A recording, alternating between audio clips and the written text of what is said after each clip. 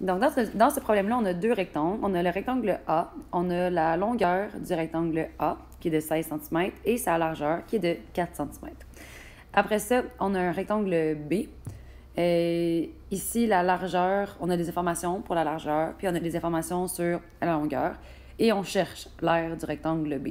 Donc, nos inconnus, c'est sûr que ça va être la longueur et la largeur du rectangle B, parce que c'est les informations, dans le fond, qu'on a besoin pour trouver l'aire d'un rectangle. C'est la longueur et la largeur.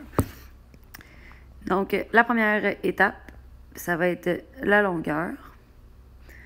Je vais écrire du B pour expliquer, dans le fond, que c'est la longueur du rectangle B. L'unité, je la décide parce que les informations que je connais, ça c'est en centimètres, ça c'est en centimètres.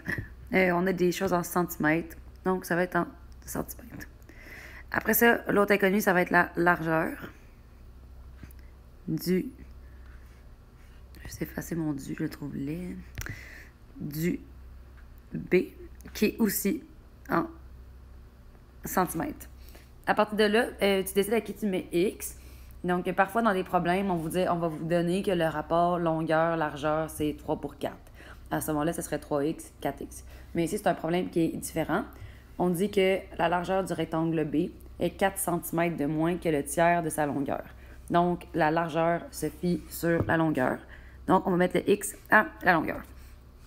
Après ça, on dit que la largeur est 4 cm de moins que le tiers de sa longueur. Donc, on a deux consignes. Il faut qu'on fasse 4 cm de moins que le tiers. Je te conseille de faire la deuxième consigne en premier. Donc, faire le tiers en premier. Tiers, c'est divisé par 3. Et ensuite de ça, j'enlève 4.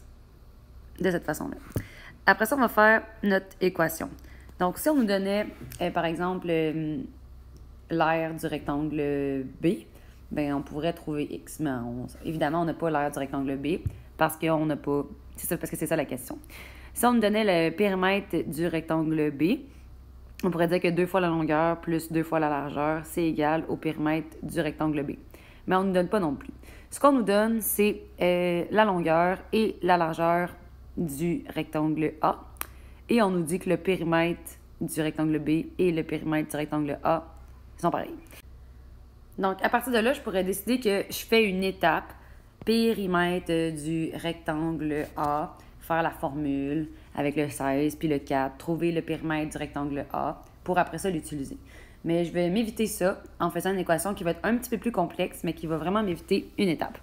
Donc, moi, je vais faire le périmètre du rectangle B. Pour le périmètre du rectangle B, je vais faire 2 fois la longueur plus 2 fois la largeur. Et ça, dans le fond, ici, c'est égal au périmètre du rectangle B. Donc, ici, je suis censée avoir le périmètre du rectangle B.